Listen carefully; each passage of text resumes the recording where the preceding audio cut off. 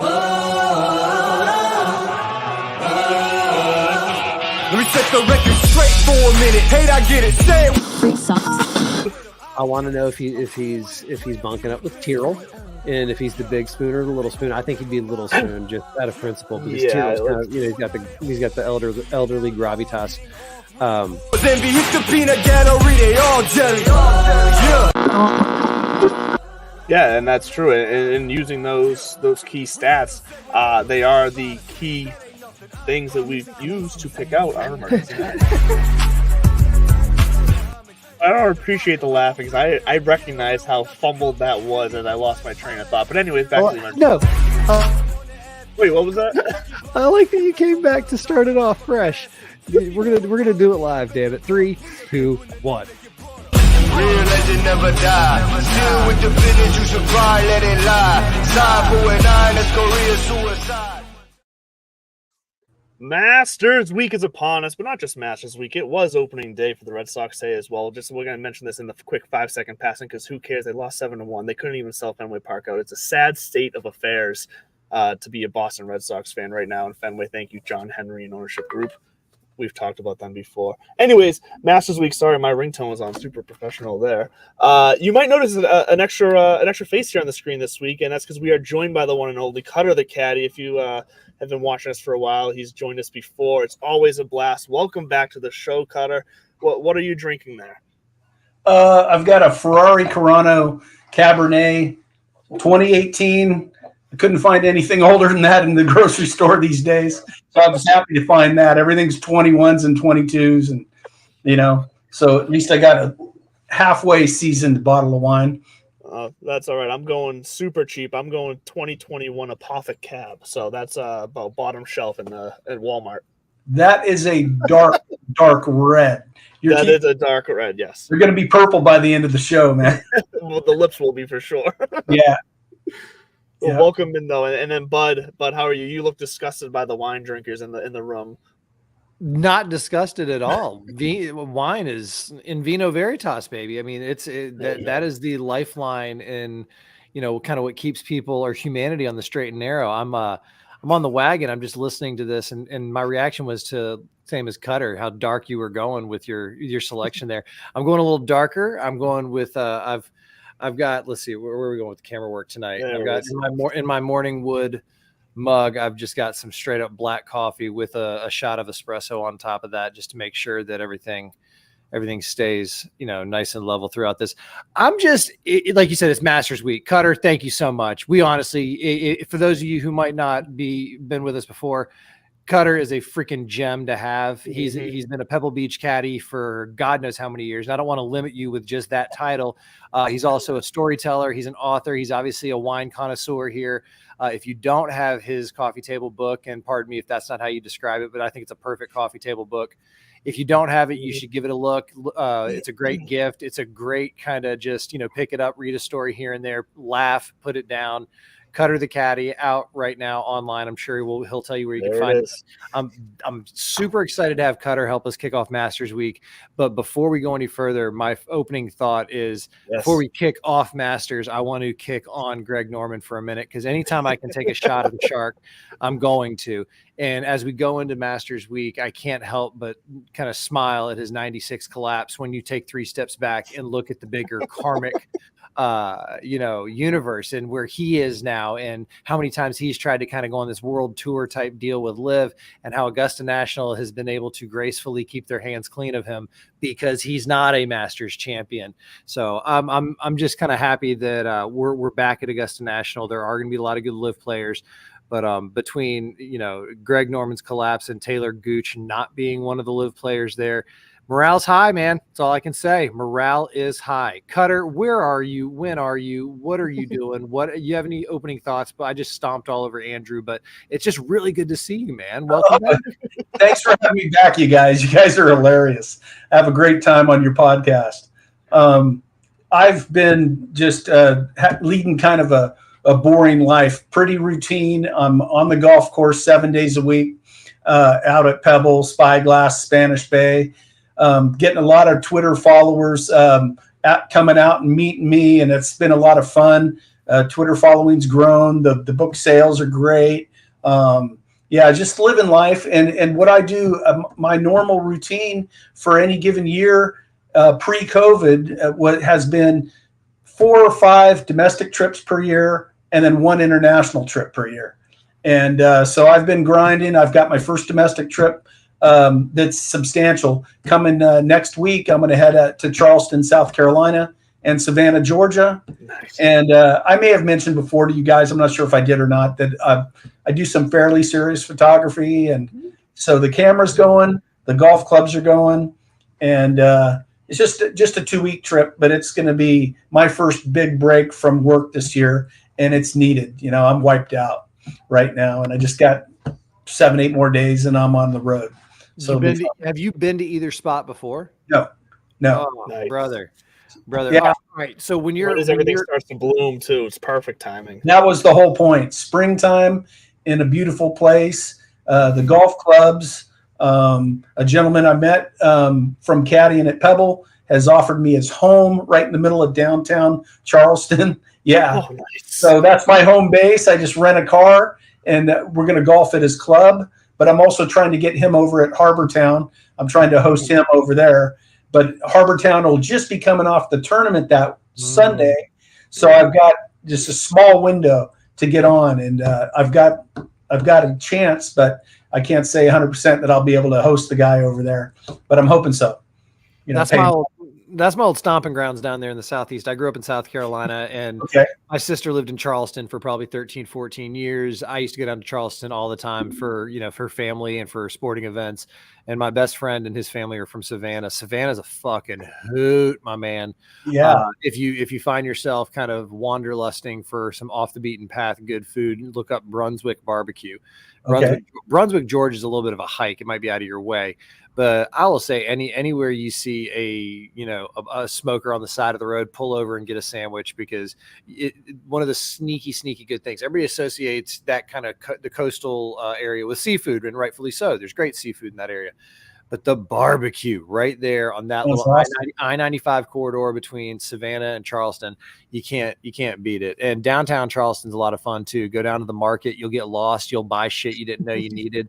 You'll find somebody who's 118 years old, and they'll tell you all about the history of the building. It's a really, really fun town. You're gonna have a good time. Not that I'm your travel agent or anything. No, I'm looking forward to it. Appreciate any tips, especially when I get over to Savannah. I'm going to kind of be with the guy who lives there. But at the same time, Savannah, I'm just on my own, and I can go anywhere. I've got the rental car with no itinerary really, except for try to squeeze in some golf here and there. I think you'll be able to do that. Andrew, Yeah, what are your opening thoughts, since I've already just kicked you to the curb and I'm hosting tonight, which I'm not really. After I say this, I'm going to pass the talking stick back over to you. Sorry, Cutter's just got my morning wood activated, if you know what I mean. Wink, wink. What's on your brain before we get into the really nitty-gritty stuff? I just saw the breaking news that you put in. Yeah, so I'm actually going to replace my my opening thought with the breaking news.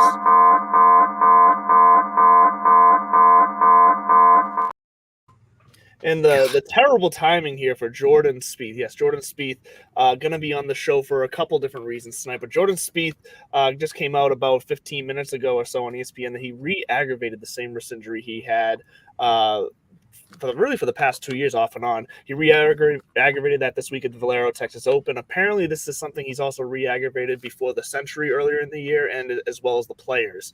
According to him himself, quoted saying that on the day he aggravates it, he really can't do anything at all with it. And then as the days go on, and for usually up to a week, it slowly gets better and he's able to kind of do normal things with it. But, coming on a Tuesday before, now we don't know which day of this past weekend it had, but coming on a Tuesday leading into the Masters, this is not ideal. Especially for a guy who's been so up and down. This is just rough. And not that I was going to have Spieth in my picks anyways. I was kind of fading him, but I do know, we're talking to Cutter before the show started here, that Spieth was your man in your pool this week amongst your friends. Do you have a backup plan, or are you royally fucked now? Oh, you know what? Good thought. I have not turned in my picks yet, so I can challenge him. But then he'll probably play and he'll probably excel. He's going to have this hero moment and walk out there and crush it. It's funny. It's in the other room. It's my picks are sitting there. I got to get them in tomorrow. Wednesday's the deadline. And I'm glad you brought that up. I'm not locked in. I was thinking mentally I'm locked into this guy and I've already turned it in, but I didn't. So this is good. You're right. You know, there's so much talent out there, a lot of horses. Yes. Pebble Beach does a caddy pool every year. And I've won it in the past, but I used to joke around. And 1 year I picked all lefties, right? Just seeing what would happen. Another year I picked all foreign guys. None of that ever panned out. And then finally 1 year I told the guy that runs the program, I said, hey, I'm gonna go at this one serious. And I won it. And then I've lost the last few years. I haven't done anything. And I keep trying to put these dark horses in that I think may slide in there, and I'll just separate myself from those other teams. But it hasn't worked at all. So I'm going back with the strong guns, the Schefflers, the Xanders, Finaus, and all that. I don't want to give away everything, but yeah. This is one of those. No more picking Tong Chai Jai or whoever, TC Chen. So this is though, that is big news though, Andrew, because like you said, one of my big theories on the Masters is you always have to look out for former champions, no matter what. Past champions always have some sort of, that's why Freddie, in years past recently has shown some form heading into the weekend. Famously, Jack Nicklaus, they did that plaque to him. And then like 4 or 5 years later, he makes a run into the weekend in his late 50s, early 60s. So you do always have to keep an eye on former champions. And actually with Spieth, that this would be the most Spieth thing to do, right? Like get injured and then limp his way into, but I agree with Cutter. There's just too much damn talent out there. It's too deep. There's too many guys who are in good current form. And Cutter, you actually have a better perspective, probably historically, just from being around the game a little bit longer than I have. Yes. I'm following ass backwards into calling you older than me. So old wise one with your years and years and years. Do you remember like a serious no-name winning Augusta National, winning the Masters? We've had years where like, the 253rd ranked Brendan Grace wins the Open Championship, or, somebody who, an Open by definition, you might have Joe Shit the Ragman who catches lightning in a bottle, but this is an invitational. So they are cherry picked. So maybe that's why, but can you remember of like a real mind-boggling, shocking winner in recent memory or even in the past? I thought Charles Schwartzel was a pretty good one. And then finishing with 4 straight birdies was awesome. Who does that? Not too many. No, that young lady this weekend at the Augusta National Women's Amateur, Lottie Woad, she did go birdie 3 of the last 4 coming back after she blew a 2-shot lead at the beginning of the day. And she was 2 back. This poor girl, Bailey Shoemaker, who went 66, just blindly after 1 practice round, she goes out bogey-free 66. Yeah. That kind of stuff is just stupid. And it sucks because that would have been a cool story. But Lottie Woad, man, 3 of the last 4 coming down the end. And you saw, I don't know if y'all saw Brooks Koepka today. I think I posted it earlier. Somebody in the media center said, do you think 59 is obtainable on this course? And I love his answer because it wasn't yes. I didn't see the answer. Have you ever played this course? And the reporter goes, no. And he goes, obviously not. And that was just it. Oh, you're such a dickhead. I love him. Yeah. Feed me, Koepka. He is likable, very likable. Yeah. Yeah. I threw him in my pool. Let's put it that way. You have to. He just shows up. Yeah. You have to do that. And speaking of just going crazy and crazy good scores, the ending to the Valero Texas Open, which I was, I'll say famously quoted on my Saturday morning wood saying, who cares about the Valero Open? Actually, it might have even been Sunday morning. And then all of a sudden we get such an exciting finish down the stretch. Denny McCarthy goes 8 under on the back 9 with only 8 putts. Yes, only 8 putts. That means he did chip one in, which I believe was that for birdie or whatever. He chipped one in. That's for birdie. That was for birdie because he had 1 par on that back 9. 8 under to tie to push the playoff to against Akshay Bhatia, who was in the 5-stroke lead all weekend pretty much. For him to then chunk it on the playoff hole. Straight into the water, and not just like a little chunk that it like barely like just trickled back. No, this thing was a good 25 yards short. and it was brutal to watch. But the excitement down the stretch there, in a tight playoff there, Akshay Bhatia's shoulder apparently injured on his celebrating fist pump of tying it with his last putt on 18th. Having the trainer come out on the playoff hole on the fairway after his second shot to retape him up. My question is, I already know the answer because I know you, Bud, and I know how you think and talking to Cutter here, but let's tell the masses here. Do you care? Should you be allowed to have a trainer come out mid-hole or even mid-tournament? Because I've never seen it be a thing. I'm sure it happens. I've assumed it happens. I've never thought of it, but I've never seen it happen on TV before. This was like my first, broadcast experience of this. Are you fine with a trainer being available? Yes, could not care less. As long as it's not against the rules, as long as there's nothing. If that's how they have it set up, sure, go for it. It's kind of like in tennis; they can get timeouts and go take a leak or see trainers, whatever. Doesn't bother me at all. And we're talking about $1 million decisions. That's kind of a savvy move for a kid instead of just to gut it out and hit one more wedge shot.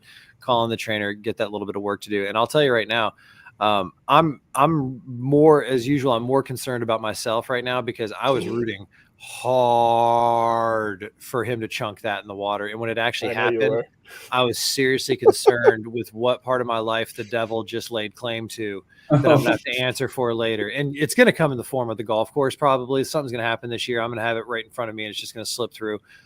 Great mental game. We got some work to do upstairs, Cutter. But I definitely think that that ending is kind of what I was hoping for with Akshay with the story. But Denny McCarthy, like you said, 8 under on the backs. He birdied the last 7 straight, 92 putts on the week, which ties a PGA Tour record for fewest in a tournament. Look out for him this week, but also look out and thoughts and prayers for Boudreaux. Yeah, and Connor, I assume you don't give a shit either, right? Can I say in McCarthy's defense, McCarthy's home course plays 2 inches lower than that course, so that's why. That's why. And as you well know, 2 inches is a huge difference. Yeah, it's a respectable distance. You said it was a good size. So Denny McCarthy was just that short. But let's get to Spieth. We mentioned him. We said we were going to bring him up again. Spieth, the other controversy, if you want to say, of the weekend at the Valero Texas Open. Once again, I don't really find it a controversy, but Cutter, as someone who I'm assuming as a caddy and out on the course, people will ask you rules in certain situations, how they should play it, and what's allowed. I doubt you've had this one come up, but no. Jordan Spieth, after his second shot, is stuck next to an elevated storm drain and has no other choice really other than shooting backwards into the fairway, a little punch shot out, or as he chooses to go after consulting the rules official, blast one up on the roof of the clubhouse that is in play for the hole and get a free drop closer to the green and pop it up onto the green for a par putt. I mean, personally, Spieth, because that's creativity, and if it wasn't for your damn wrist that you just dropped on us, that's a creativity you need to get around Augusta this week. That was brilliant, but I've never heard of relief ever being given closer to a hole. That's bizarre. There's TIOs when the tournaments are played, the temporary immovable obstruction, and you get relief from that, but never closer to the hole. So that was unusual. But if he asked the officials, what can we do? They said it's allowable. They did it. He did it.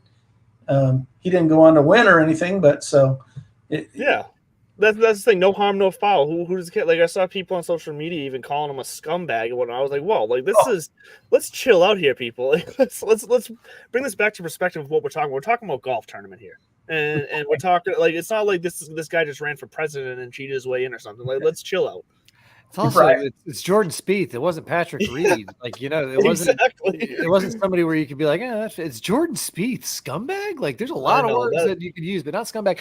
I'm with Cutter on this as well, where I'm a little I agree. Use the rules. I already said that. Who gives a shit? If it's in the rules, do what you got to do. And that is creative for him to kind of ask those questions. All right, I know the scoreboard is a TIO. Where's my relief spot? I think, honestly, we're going to look back at this and the officials quietly are going to be like, oh, we fucked that up. Because I think when you start looking at the map, Cutter's got a good point. It's not that everybody's upset that he got relief from the TIOs. Why was it so much further up the fairway? Like, If you're going to take that kind of a liberty with, point, I think they were just saying, oh, normally if you ended up behind that scoreboard, we would just let you drop it right over there. And he's saying, well, that scoreboard is my TIO. It's not your only one. So is, this and this and this and this. And so I thought that was just kind of one of the, I mean, maybe their hands were tied, but I thought that if that's the case, you can just say, there's every other freaking drop in the rule book says no closer to the hole, no closer to the hole, no closer to the hole, no closer to the hole. So just draw a line, no closer to the hole, back out to the fairway or wherever that scoreboard is. So I agree. Scumbag, that was a strong. I got, and at first I had to read it like 3 or 4 times, because I would have said that about Cutter if he would have pulled that move. Like, you're in a money match. He uses the rules like scumbag. I don't mean it about the guy, right? You're like, oh, you dirty dog, you. But then he's like, this is why the TIO rules are a joke. And he's like, or a clown or a circus. I'm like, go away. Go away. Yeah. That's what the rules are. And I don't know if there's a ghost outside or if it's just the wind is like blowing my my door open there. But anyways, I'm blowing through time. Cutter's time is money. We got to keep this moving. Sorry, Coach. What's next on the rundown? Let's keep. So I don't want. I do want to get to the little fun we're gonna have. I won't take too long, but we can't not touch quickly on Nelly Korda. What Nelly Korda is doing on the LPGA right now. 4 straight appearances, 4 straight wins. It's unreal. I really got to start sitting down and watching these. I don't. She doesn't play it again for another 2 weeks, I believe. So I got to tune into that the week after the Masters and see what's going on, because something special is going on here. Well, first of all, it's in 2 weeks. You're right. It's the first major of the year. It used to be the Dinah Shore. Now it's the Chevron. It's out in Texas. RIP. They had a good run. It was a fun major. They dive into the water the whole bit. Dinah Shore, just the story behind it. It is sad that they have lost that element to this major, but it is going to be a major. She's going to go for 5 in a row. The last time we got 4 in a row was Lorena Ochoa back in, I think it was 08, 07, somewhere in that range. But going back even further, Nancy Lopez, 1978, rattled off 5 in a row. And to do it at a major would be a cool story. But my brother, you got to, if you're not paying attention, Nelly Korda has one of those swings. First of all, you've heard me talk about cool family story anyway. Her sister's a pro golfer as well. Congrats. They just had a baby. And her dad won the Australian Open in tennis back in the 90s. He was a professional tennis player. So it's kind of a cool story altogether, but her swing and her tempo, perfect plane. First of all, Mo Norman would be even looking at that like, okay, I can't argue. But her tempo, they even said at the co-ed event a couple of years ago. No, the PNC, the majors and the family event a couple of years ago, and then they said it again at the co-ed event last year. The guys just stand on the range. Everybody stands on the range and just watches, because it is just tempo, back and forth, steady as can be, never misses a beat. She's something else, and she won gold, in Tokyo a couple of years ago. Hopefully she suits up again for the red, white, and blue. So Nelly Korda, absolutely got to get on the Nelly train if you're not. Yeah, definitely. And some families just get all the genes.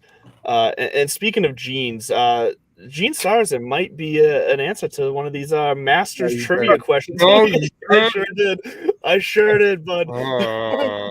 I'm going to get smoked in this trivia question. This guy knows the third cousins of Nelly Korda twice removed. I have no chance. Here's another one for you. He was on the baby announcement list. Don't worry. That's why. Here's a quick Korda thing for you. The Australian Open, too, all 4 Kordas, Jessica and Nelly, the 2 daughters, their brother, I can't remember his name right now. He's a professional tennis player now, and dad. So brother won the Australian Open as a boy, so the junior Australian Open. The 2 sisters have won the Australian Open in golf, and then dad won it in tennis. So the only family to have like major winners. So that kind of shit is down there. Now, that said, I have no idea what this kid has cooked up. And I mean, it's really not that garbage in, garbage out. You never know. All we can say is so far she's hotter than a set of jumper cables at a Mexican wedding.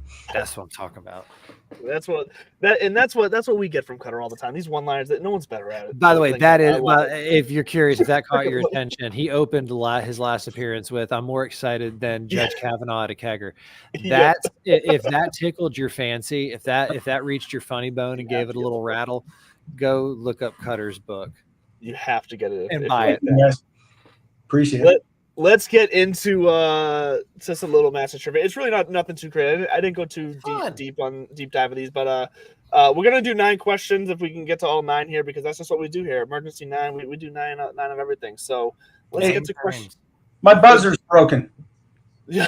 What do we do? Yell it out first, or I'm not. or does each guy have a? This is a friendly. This is not a competition. I'm gonna lose. This is mainly to let's spread the knowledge of Masters tradition to the Masters here. So question number 1.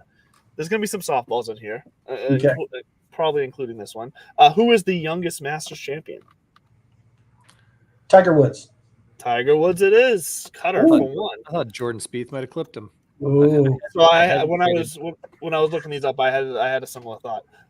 Question number 2. Who hit what became known in golf as the shot heard around the world? I'll let you go, bud. I think I know this one. Oh, fuck. I'm Way to get in his head, Cutter. Gene Sarazen is who I'm going to say. That's Yes. it. That's it. Yeah. Right? I was going back and forth. Yeah, between Albatross. that Yeah. and Sam Snead. Yeah, that's stupid. But Okay. I did know that one. I believe you that you knew it, but you appreciate seem your to charity. know it right away.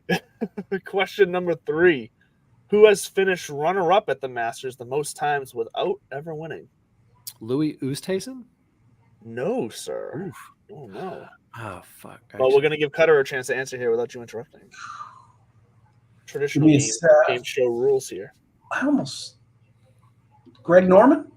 No, that you know what that one popped in my head as well. Do you have one last guess, Bud, or are we just going to? No. Okay, it is Tom Weiskopf. Ah, Oh. nice. Yeah. Yeah, Nice. most without ever winning. All right, this one I think you're both probably going to know. I didn't know it, but I have a feeling you guys will both know. Who won the first Masters? Horton Smith. You got it. I knew you would know that for some reason. You're just better at that stuff than me. 5. Who holds the Masters record for the largest final round comeback? Oh, I know this one because he has my last name. Oh, so are you going to say it live so people will know your last name?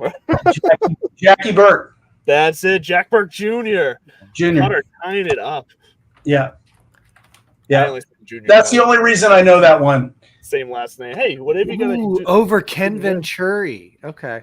Oh, that's a name. You brought Ken Venturi up before. On the And show. and Faldo had to be close when he eclipsed Norman. That had to be a good 5 strokes back, maybe 6. I think it was 6, yeah. Yeah. Anyway. That's okay. Number 6. Name the first left-handed winner of the Masters. Okay. I do know that one. I'll let Bud throw that in there. I have no fucking clue. Sandy really? Lyle. Oh no, I actually No, knew he's that a one, righty. too. Yeah, but it's Clampett.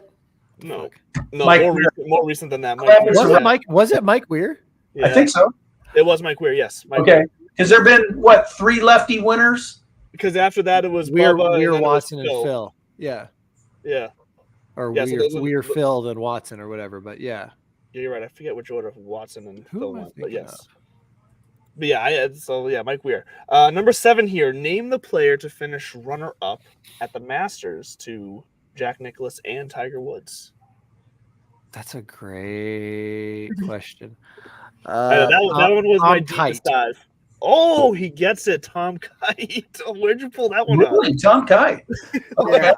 Because I think he finished runner-up in '97, because if I blinked and I saw that final leaderboard of Tiger Woods at 18 under or whatever it was, I'm like, who the fuck finished second? Tom Kite. It's kind of like people forget that Miguel Angel Jimenez finished runner-up at the Pebble at the 2000 or whatever it was, 2000 Tiger Pebble Beach show.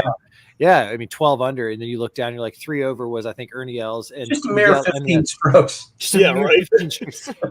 Outrageous. Children, it is, you'll never understand. You'll never. There's no LeBron, Mike. I There's know. no comparison. Sorry. All right, continue, Junior. Sorry. Here's your softball. So fastest one here. Who is the oldest Masters champion? Jack. Exactly. That's what I thought too. That Yeah. was the softball of the day. Questions for a second. Yeah, 46 and 86. You had to ask yourself. It was like Tiger was not quite. Yeah, not Tiger. He will be. 19, I think he will be. But neither here nor there. Not this year. Yeah, not this year. Okay, last question. Number 9. Hold on, I gotta update the score there. Number 9. You're actually keeping score. I was, but I don't know why. Number 9. Name the last player to win the Masters on his first attempt. Fuzzy Zeller. Yes, Fuzzy Good Stellar. one. Excellent. That I wouldn't have got that. Well, and that last question is going to play into a lot of, not a lot of, but some of the research I did for this week, because this is one of those tournaments where it is. Tease. They call that a tease, Cutter. See what he did there? We're going to talk. Yeah. We're going to visit that later. We are going to visit that later. But thank you for playing, Cutter. You know what? You see, we're not too bad. I didn't go too crazy on you. I didn't ask you to name all 18 holes in a row. Yeah, I was concerned here. I was like, oh, this is gonna. I don't know trivia, so. Yeah, I thought you were going to say who won the 37 Masters and the 57. Yeah, I thought he was going to start asking questions like, "How much is a pimento cheese sandwich?" And say, $1.50. Son. Same thing with the egg salad. I was going to say that's still one of the greatest things about the Masters is when you see every single year they post that concession stand price list and it's not changed. It's never going to change. Domestic and imported beer $5 and everything else is cheaper. Like that's amazing. I love that. No, they can do that because now they've got their new private club and it's like $17,000 a ticket, all you can eat and drink and yada yada yada. I do appreciate that the Masters is what it is. And they're like, this is who we are. And we've got a BSD and we're going to swing it around wherever we want. And if it hits you in the face, sorry. You know what I mean? It's our world. Actually, it's Cutter's world. We're all just living it. It is Cutter's world. So, Cutter, we want to thank you again for joining us here. And by the way, you're more than welcome to hang out with us the rest of the show. We are going to get into the deep dive on the fantasy side. So if you want to hang out, you're more than welcome to hang out with us. I'm not trying to kick you off here. But in case you do leave, hit us with what is going on in Cutter's world. Take a little time here to update everybody. I know you gave us a quick update, but do you have anything new coming up you want to plug here? No, I just say if you haven't experienced the book yet, go out and get it. CutterTheCaddy.com. I'm doing a promo right now, throwing in a logo golf towel with the book purchase while I've got the supply to do it. And we've got a second book coming out, but I want this to run for a little bit and gain some traction. So we've got a second book. There will be a follow-up. And so these aren't finite jokes. That's not the end of everything. Not the only jokes in the world. There's a lot of newsmakers out there that are going to get shredded in the next book. And I can't wait. And a couple of things, good new ones too. Don't sell it short, man. We got logo ball markers, we got coffee mugs. Yeah. And really what caught my attention is when you mentioned that towel. It's a sexy little towel, but I love the red throwback Ping Hoofer bag that it's on. There's no better bag. There's no better bag. Everybody knows that. 100%, Jack. And it's that specific one because I still have my navy blue one from high school. Oh, nice. Out in the garage. Yeah, I don't use it anymore, but I have an updated Hoofer. All right. Do we need to? We have to pay homage to. We do. Underdog, don't we? We do have to pay homage to Underdog. But thanks again for joining us, Cutter. And if you're with us on the other side of this commercial, then we'll say welcome back. Okay. Fantasy Sports Corp and Underdog Fantasy have teamed up to start your fantasy season off in the win column with Best Ball. What is Best Ball? It's quite simply the easiest way to win. No team management, no trades, no waivers. It's their biggest contest ever and it has only gotten bigger. You simply have to sit and win. You don't even have to set your lineup. Always get your best score every week. Just enter a contest, draft your team, and Underdog will do the rest. What could make this even better? How about free money, up to $100 using our exclusive promo code? Go online now and use the promo code DIVPIV to double your deposit up to $100. You tell them Gingerbread sent you. Good girl. Welcome back, Cutter. See, hey, I don't lie. I don't lie. But it is the fantasy portion of the show now. And look, here's what this is. This is the Masters. It's the first major. I feel like this is, I don't have the stats right in front of me, but this is the day, or not the day, the weekend that more people play fantasy golf than I think any other time throughout the year. So this is, if you're here with us, if you're not used to fantasy golf, daily fantasy golf, thank you for joining us. We're going to help you out. If you are used to it, then you already know what's up with Augusta National. It's a course that plays very different than most other courses on tour. I feel like it's tough to even find a comparable course. So I don't typically run numbers based off of comparable courses, quite frankly, because they change it slightly every single year too. I think that's something that is unique and awesome about Augusta is that they make these little changes. I think it's the fifth hole, I think, is the one they lengthened this year. If I'm correct, they lengthened. Is it the second hole? Sorry, the second. I'm thinking 5 because it's a par 5, isn't it? They lengthened one of the par 5s. Nice Thank recovery. you. That's a Thank nice you. little recovery shot you hit there. That's my ADHD head right there. So the second hole, par 5, they lengthened this year, so that now puts all of the par 5s in that 550 to 600 range. So you really need to be able to attack the par 5s at this course. But what was that for? I was thinking when you're talking about the par 5s there, and I was just thinking about the second hole, and they lengthened it. Oh, sure. Cut real quick before we go any further, because this will determine a lot of where Cutter. Have you been to Augusta? Have we discussed this There we before? go. Have you been to I the have Hello not. Ground? I'm supposed to play there this year, though. So Oof. until I'm driving down Magnolia Lane, I don't believe it. But I'm supposedly playing this year. Yeah, So. and we're gonna have to talk about that more later. Yeah. But you've been around this game, you intimately know it. And what I was shaking my head about is like we talk about, oh, it's a long par 5. The elevation change at Augusta is something that cannot be overstated. And on the whole, sure, but especially on these greens. And so that's why you talk about you can't really use comparable courses. There are no comparable courses. I mean, the guys will tell you that you could eat scrambled eggs off these greens. And walking, we saw it with Tiger when we saw him just have to limp off in the rain because his shoes were too heavy because his ankle, all that kind of stuff. It is a different beast, and that's why I think when we get into the fantasy talk and you think about analyzing this and using data and all that kind of stuff, you do have to throw that out to a degree. I mean, it can help you sort through it. But if you've won here before, you're in a category of your own, literally and figuratively. And I think I've said it earlier and I'll say it again. That's why past champions don't overlook anybody who's on that list. Rom, Scheffler, Matsuyama, DJ even. Don't overlook Tigray. I wouldn't put all your eggs in that basket, but if if you're looking for somebody to make a cut, even maybe make a top 10, I know Freddie Couples came out and said, "Oh, he's not here to make cuts. He looks good." And I'm saying that kind of tongue in cheek because what do you expect Freddie to come out and say like, I know he hacked it around? I don't know. I'm just happy to see the big fella. No, they revere this guy. We'll see if it happens, but I would say keep your eyes on the prize. Look at the past champions, and whenever you're ready, we can dig into our key 3. But that's that was my opening thought because we don't really need to talk about the course. It is what it is. It's Augusta. Exactly. You know how long it is. You know how fast it is. If you want to talk about T Olive and where some of these names came from, we can do that. Cows come home, or Dwight Eisenhower's office over the pro shop, still there. True story. But I would much rather dive into this field and kind of talk about who's dangerous and why not. What do you think, Andrew? Well, I agree, and it's I bully him into this sometimes. Sorry.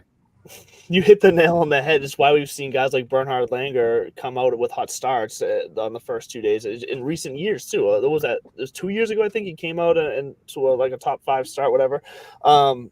So the experience on this course, you have to know how to get around this course. There's no way to get around that. And the stats never really change. So when it comes to the stats that you want to watch this year, I actually started out with a list of like 8 or 9 stats because I was like, there's a lot of important stats, but I got to try to group these in together. And what it came down to is, fortunately for me, the 3 stats I always use still play perfectly for this course. It's strokes gained approach, strokes gained putting, and strokes gained off the tee because you got to hit these fairways. There goes my camera for some unfreaking known reason. Amateur hour. The same thing happened last week, so that's going to be figured out. Kidding. I've had so many issues. I'm going to take it from go. for a second because that key 3 you're talking about, that is a good recipe to start with. Would you say off the tee, putting, and approach? All right, kudos to you, gold star, sir. You can continue now. Yes, but then the other 2 that I settled on to kind of round out my 5, even though I really wanted to keep throwing more in there, but I had to restrain myself, is the par 5 scoring and is strokes gained around the green. Now, I will say around the green is the favorite one that most people go to. If you want to go scrambling, I'm not going to argue you on that. Like scrambling is also very useful here. But around the green, just because of the fact that these are some of the smallest greens on course, the toughest ones to hit, just because, like you said, the undulating green, even if you put your ball where you think you want it to go, it can easily roll off. Yes, you got a point, Cutter? Cutter's going to talk about the size of his greens for a minute. No, I'm confused. Strokes gained around the greens and scrambling, what's the difference? Is that 2 different categories? Scrambling takes into account like scrambling from the fairway as well. Like it just widens the range. It's kind of goes out like 50 to 75 yards or something like that. It's kind of like how like ball striking and approach is different. Like ball striking is within a certain distance, like further distance than approach is coming into the green. So All it right. just gives it a little bit of a wider stance, I guess. So, But those are mine, par 5 and around the green. rookie hang around your podcast. No, ask all the questions. 'Cause here's the thing. Like I said, more new people play fantasy on Match this week. I'd rather have questions asked that maybe Bud and I don't think of. So please jump in whenever you want. I would love to answer anything. What do you have? I see you only have 3 listed here. Are you sticking to 3, or do you have a surprise 2 more that you're adding for key stats, Bud? No surprises. It's the Masters. Everything's baked into the cake, and so I like I said, I made up with Brandel Chambly recently, and he's back on on my man crush list, and I agree with him. His key 3. I was actually on the Peloton, humble brag, the other morning, and I was watching Golf Central, and he was talking about his kind of key 3. He didn't call it key 3, but he just said I got 3 stats to keep an eye on to win around Augusta National, and he said ball striking, which you were talking about, is a little bit different. That's approach and off the tee. So it does look at the end, or tee to green and approach. So it takes the entire kind of package into consideration.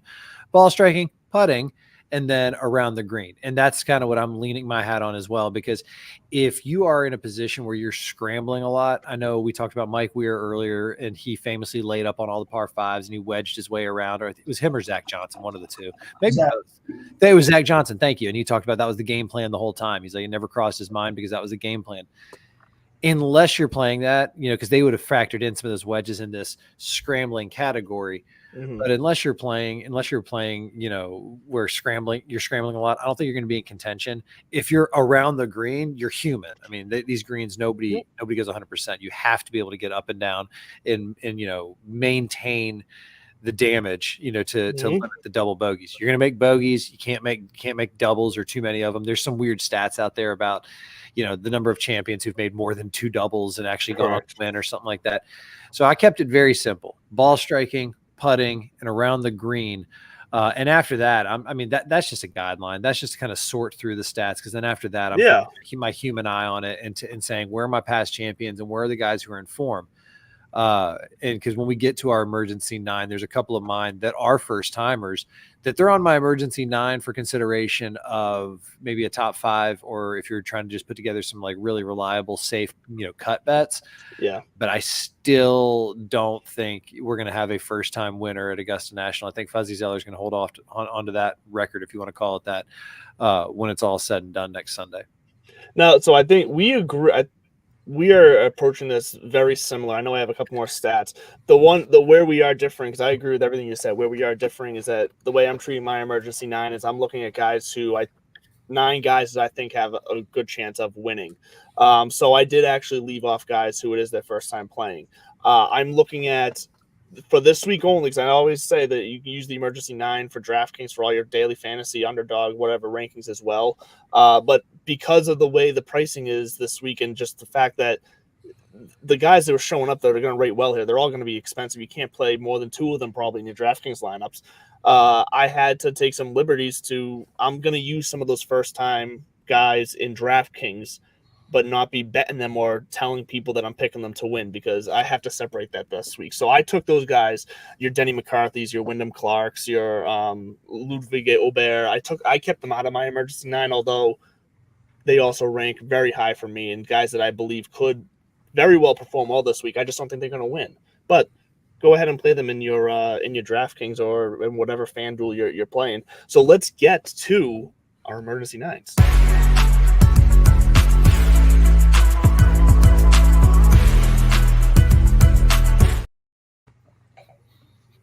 And we can kick it off with Bud's. So we already know Cutter's pick this week was Jordan Spieth. Well, I guess we'll check in with him maybe later this week to see if he sticks with Jordan Spieth or if he does go with a backup plan. Jordan Spieth was left out of my emergency 9. Was he left out of yours, Bud? Is there any left for Spieth this week, or is he completely out? Jordan Spieth would be somebody who I would bet on, head to head at Augusta. I think depending on who it is, if he wasn't hurt, he'd be a fun head to head bet. But no, he didn't make it in my emergency 9. The computer spit it all out and I spit it right back in its face. And I said, here's who I'm going with, because I got a lot of live guys in there for various reasons. But I'll tell you, and I do have my winner pick kind of in the middle of my 9. That's because, like I said, I'm not too concerned with where any of these guys could hit for me, and I'd be happy this week. But we'll go from the top. Patrick Reed, I've forgiven him for the choker for this week and this week only. And he's a past champion, and he was 4th last year. So again, that kind of quixotic belief that you can win, tilting at windmills. Sergio Garcia lost in a playoff last week down at Doral for the Live event. He's a past champion. Look out. Ludwig Aubert. He's one of those first timers that's in my 9. Don't think he's going to win. I don't care how freaking good you are. You don't win your first time there. Brooks Koepka, that's my pick for the winner. I think Brooks is going to do it. Runner up last year, tragic collapse, whatever you want to call it. I think he's going to win. Number 5, Wyndham Clark, runner up, and he's got that Zen, mentality of I can do it. Again, I think he can get close to it, but I don't think he can be the one to break that spell. Xander Schauffele at 3, I think he actually might win sneakily. He was runner up a few years back. Hideki Matsuyama at 2, and then number 1, Scotty Scheffler. Let's be honest. Yeah. Scotty feels like he's not on a Tiger level by any means. I'm not trying to compare, but he feels like he's the closest thing. He feels like the closest thing to being on a different level right now in the current state of golf. He feels just that much ahead of anybody else, even some other guys that people would put up there at the top, Rory McIlroy, whatever. I think Scotty Scheffler is just locked in right now. He has been for the better part of a year at this point. And I'm full fading Rory McIlroy this year because I've been burnt by him here before. I know he has some good finishes, but at the same time, Rory, I'm not sure he's fully focused and locked in at this point of the season right now to the point he needs to be for this tournament. I think he seems like the type of guy that he does get in his head sometimes, and I feel like this is his white whale. This is Augusta is just.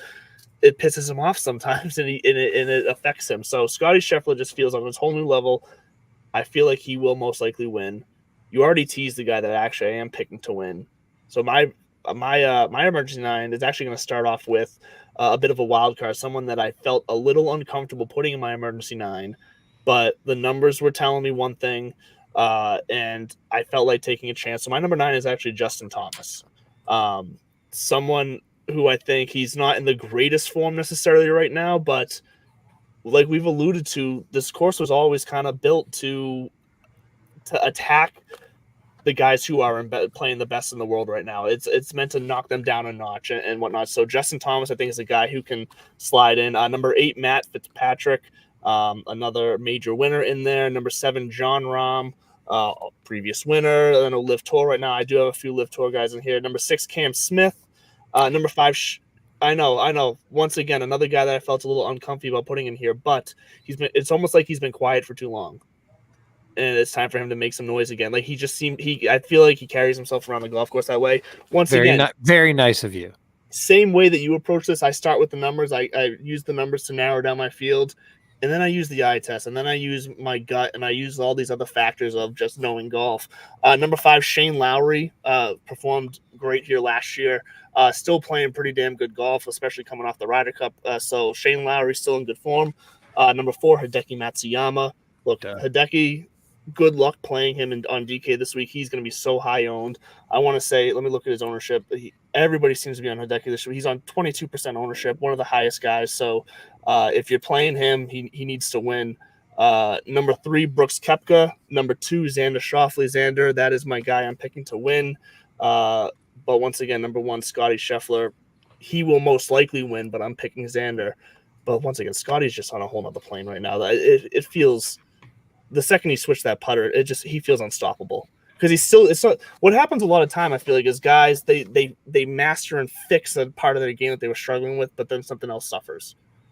He's still like top 3 in every category, but now he's been jumping from like 80th in putting to slowly like 50th, 40th. But like, if you still look at his numbers for putting in the field, like you'd still look at it and say, oh, he's still putting like shit.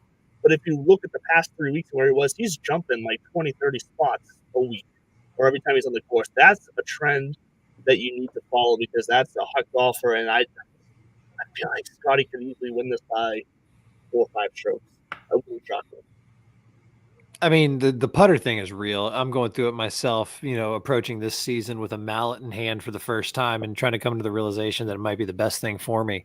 Bit of a brand whore. I don't know if you know this about me, Cutter, but I couldn't put down my Scotty Cameron because it's like, oh, I got a Scotty Cameron. I'm going to play my Scotty Cameron. But I was really rolling it nicely with this massive ping mallet that I have. that I inherited basically. And I'm going to make the switch as well. I was inspired by Scotty. I was actually, Andrew, I'm going to have a little fun at your expense here. I was a little disappointed that you didn't adjust your lineup and drop Justin Thomas, given the news and the absolute, I'm not being hyperbolic, volatility, for lack of a better phrase, in his caddy situation. And I know you know, with Bones not on the bag. Oh my God, you're right. We should, that actually meant to make it into the news. We didn't even mention that earlier. You're right. Strokes gained home life, and I felt like that was just an absolute slap in the face to Cutter and all the caddies out there to not factor that into your situation. There, no. Well, you're also burying the lead here. That you're missing the main question that needs to be asked here now, based off of what you just said. Is at what time of night did Justin Thomas call you, Cutter? We know you got the call, right? Like I couldn't believe I didn't get the call. I'm disappointed, you know. But you know, I would have been on the fence on wanting his bag anyway. So Cutter, if you let's you know, hypothetical gun to your head, somebody says, "Hey, Cutter, I need somebody, you know, at Augusta National." Right. From a caddy's perspective, what goes through your brain? How would you prepare for, you know, kind of not just, I'm sure you have a routine that you kind of mentally when you go to a course that maybe you're blind to, and it's like, my role is different, but this is Augusta National. So you're blind to it, but we all can mentally walk around, visualize, you know, we've been there before. So how would you approach that kind of situation? Well, I think so. A guy asked me to be on his bag. My thing is, what do you want from me? You know, you tell me what you want, what you need from me, and I'm there. And so other than that, you've got to learn your yardages and your tendencies, and, you know your player, his yardages and so on. You can do that in a few practice rounds and range sessions, but it's what do you need? And I'm your guy. And you know, because it's their tournament, not my tournament, you know? So, and then if I've never seen the course, so of course I'm not going to go up there acting like, let me tell you what to do here, you know? I was going to say, because reading greens, is that a skill of yours, or have you been around Pebble so much that you know those greens?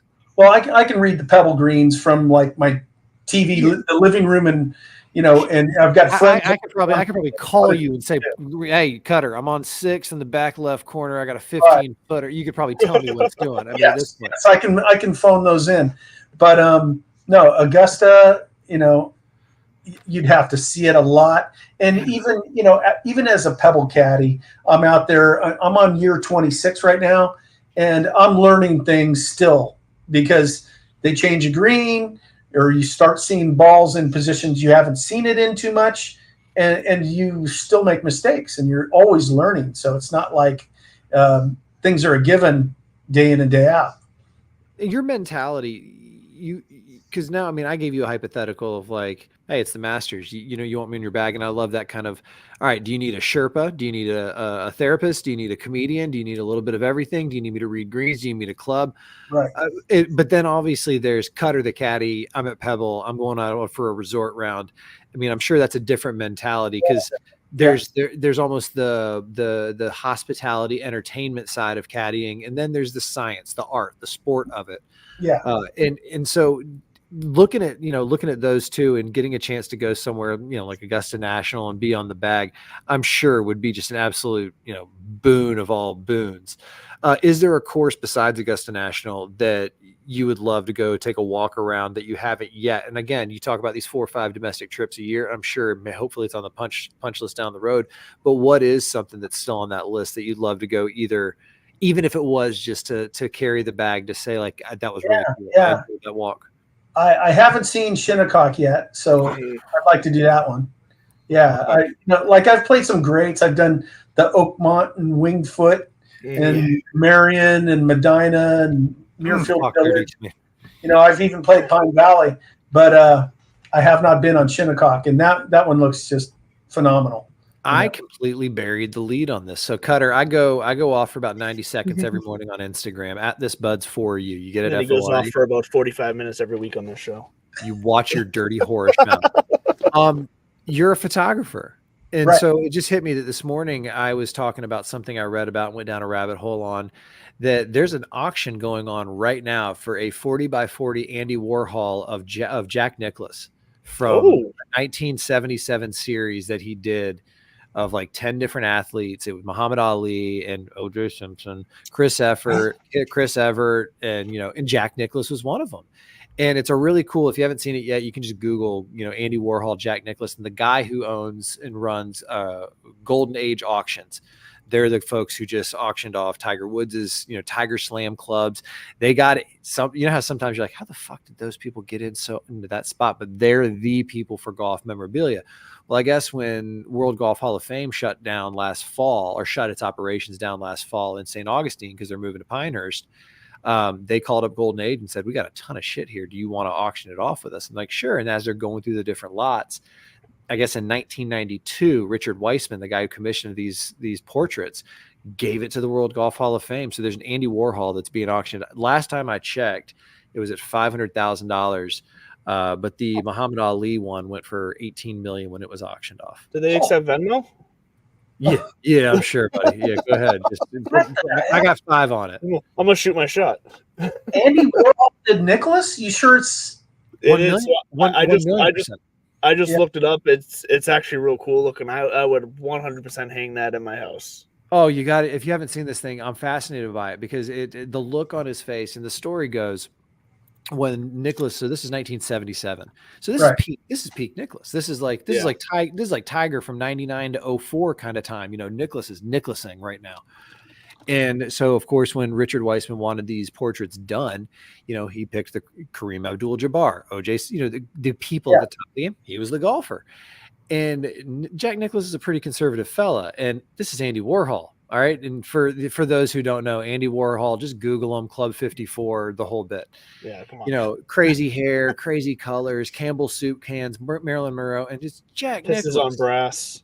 Yeah, like Jack Nicklaus was playing golf tournaments on his honeymoon with Barb in their station wagon. Like this isn't exactly, again, Midtown Manhattan. So they meet up in Columbus in a hotel.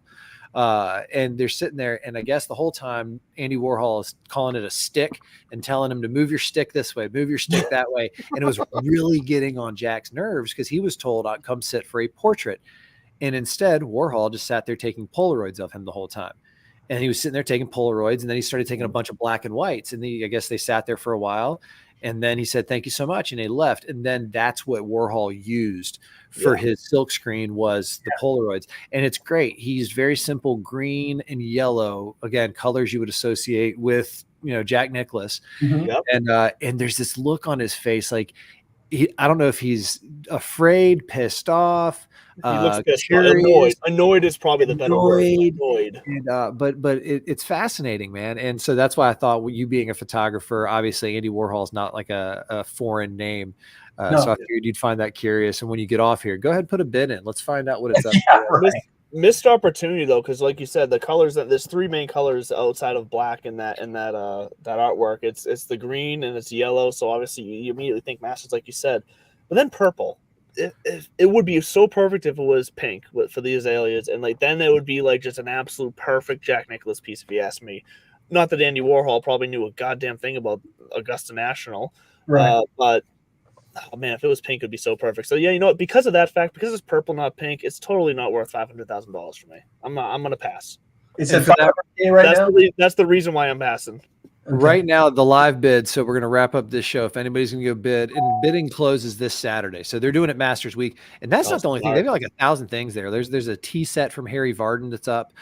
Really, one of the cool pieces that if I had some jingle jangle to throw around, there's a wedge, a Nike wedge that Hank Haney had given to the Hall of Fame, and it was one that Tiger was walking around. They were walking around his house. It was one of the first meetings with Hank Haney and Tiger, and the note that comes along with it explains that Tiger handed him this wedge that Tiger had hand milled and ground to his personal specifications and said, here, take that.